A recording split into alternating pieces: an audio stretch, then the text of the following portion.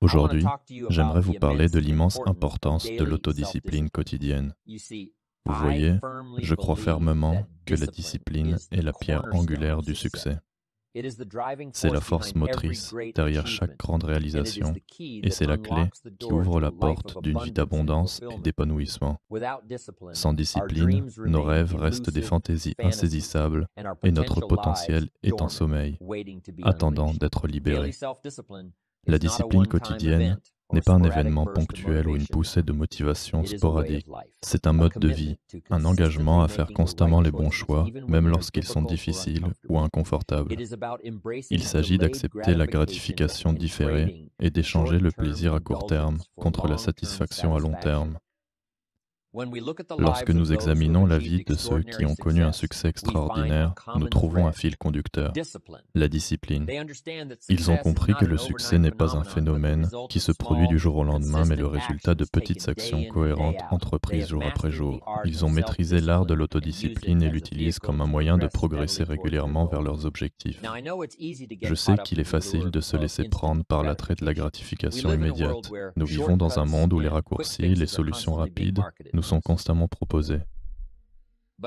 Et je suis ici pour vous dire que le vrai succès ne se trouve pas dans les raccourcis, mais il se trouve dans la discipline de faire le travail nécessaire, de se surpasser et de persévérer face aux défis.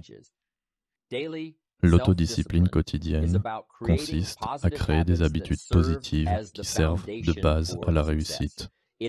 Il s'agit de prendre le contrôle de nos pensées, car nos pensées déterminent nos actions et nos actions déterminent notre destin. Il s'agit de fixer des objectifs clairs et convaincants, puis de développer la discipline nécessaire pour les poursuivre sans relâche.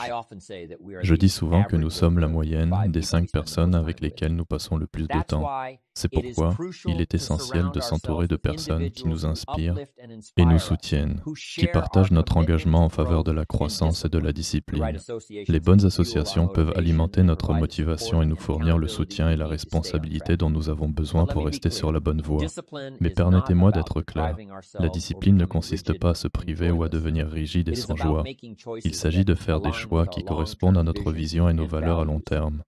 Il s'agit de trouver un équilibre entre les plaisirs à court terme et les récompenses à long terme.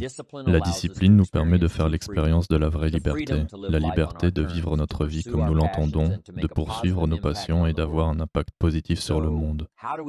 Comment cultiver l'autodiscipline au quotidien? Cela commence par une décision de prendre la responsabilité de notre vie et de nous engager dans notre développement personnel. Cela nous oblige à identifier nos faiblesses dans les domaines où nous devons nous améliorer, puis à développer des stratégies et des systèmes pour les surmonter.